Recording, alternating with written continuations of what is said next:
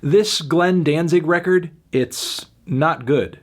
Hi, everyone. Anthony Fantano here, the internet's busiest music nerd. You know who it is, but do you know Danzig? Legendary songwriter, vocalist, he has come out with some amazing music over the years. His first handful of solo records are fantastic, the first two of them bona fide metal classics, but I'm sure the bulk of you who are familiar with Glenn's voice know it thanks to his time fronting the grandfathers of horror punk, the Misfits. I'm not alone in this, but I just want you to know, because of my strong feelings on Danzig, I refuse to listen to any other era of Misfits than the Glenn Danzig era. Screw the Michael Graves era. Get it out of my face. So I really truly do love, I adore, I obsess over those early Misfits albums. They were a huge part of a punk phase that I went through and are just incredibly important to me. And what I love about a lot of those records are not just how rough and aggressive the performances and recordings are of those albums. It's not just the horror references, but it is Glenn Danzig's voice. And what I love so much about it is just how much presence, depth, and melody rings through in his singing. Not only were his vocals macho and melodic, but the timbre of his voice, also some of the chords that were underlying a lot of the classic Misfits songs, were inspired by some classic rock and roll stuff, even a bit of rockabilly, specifically the music of Elvis Presley. So I guess at the time I thought it was cool to pick up on this very clear reverence for someone like the king of rock and roll in this legendary punk band. This influence and this connection to this era of music is something the Misfits have even tried to maintain post-Danzig, like on their Project 1950 record, which is nothing but covers of songs from that era. Although that's neither here nor there because we're talking about a Danzig record. Yeah, I mean, let's get into it. Danzig coming through with a covers album of, Elvis songs. While yes, it is true that Elvis didn't really write a whole lot of his stuff, his biggest, his best, his most popular songs, he was an enigmatic performer and popularized a lot of songs, popularized a lot of tracks back in his day. So on these 14 tracks, Glenn is doing what I imagine is his best to tribute that. Except it ends up completely disgustingly horrible. I don't know how you miss the mark this hard on a covers album. You have, or I imagine you have, the voice, you have the passion and the interest in the material that you are covering. I imagine you have connections to artists who can pull these songs off instrumentally in some way, shape, or form. How did this album turn out so bad? I suppose Glenn does come through with an interesting mix of choices in the track list here. Not only does he pull on a lot of deep cuts here, but he makes sure to give the audience a variety of songs from the early years, a touch of rockabilly on like Baby Let's Play House, then moving later into a bit more of the Las Vegas sort of jumpsuit, sunglasses, rhinestone era where he's singing over much more lush instrumentals. But unless you are already familiar with the source material, you would never know, because the instrumentals on this thing suck so hard. And they all suck in exactly the same way, so it all All right, let's talk about the instrumentals. The pianos are so basic and played so ham-fistedly. They are very awkward. They are very ugly to the ear. I guess I'll leave it at that. But of course, more of a backbone than the piano on this record are the guitars. They are thin, they are very distorted, they are blaring, and yet they are mixed so quietly. It's like they're loud, but yet they're so distant and you can barely hear them anyway because the volume is just incredibly low. Then there is the drums. Yeah, the drumming on this thing, when I guess there is drumming to make note of, it's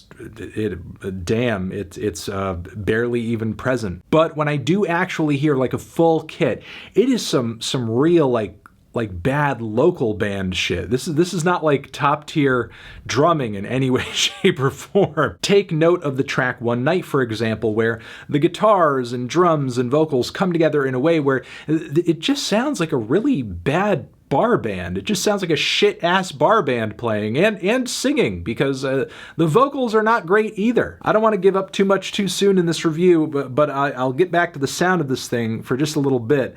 Also, there are a lot of weird, just like engineering mistakes or oversights on this record as well. I mean, you are blasted right in the face with one on the opening track, Is It So Strange, where there's this very audible like clicking, tapping. I think it's coming out of the guitar, but it's very persistent and it will not stop. There's even a point where there's like an audible missed like strum in the instrumental too. And look and listen, this is not like a mistake in a cool, like rough, lo-fi, oh, we're just going so crazy and animalistic type of way and we've lost control. And maybe there's a few mistakes like slipping in here and there. No, these are very like slow, boring, drably performed songs that are absolutely passionless from a presentation standpoint. I mean, I would say what is here sounds like just bad karaoke, but if someone was actually karaokeing at this level of skill, you would be booed off the stage, I imagine. So the recording and the instrumental performances, like they really aren't there. The musicianship on this thing truly is bad. It's embarrassing. It's almost like watching one of those shreds videos on YouTube where, you know, the audio is pulled out and then it's filled back with somebody who's like playing instruments bad on purpose. I just can't really explain it, and somehow it gets worse and worse and worse.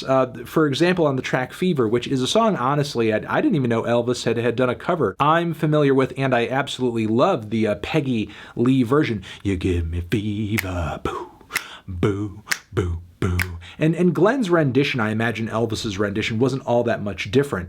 But God, the drama of this version just is not there. It is not flattering to the original track. Actually, I'm feeling a little bad doing this review because if these versions are your first exposure to any of these songs, they might be ruined for you. Although I suppose that's not entirely true because there are tracks on this thing that are so bad and so horrendous they sound little to nothing like the original, like on the track Always on My Mind, which in my opinion is a gorgeous Elvis ballad. But I'm not even sure if they have the 4 transitional chords up into the hook on this version right. Either that or the instrumentation just sounds so demented, it's like I'm hearing the inbred version of the original. And, you know, let me touch down on the vocals really quickly in this review because given how much I have loved Glenn Danzig's voice over the years, even on some of his weaker solo stuff, the singing on this record is bad, is terrible. Like what? Why?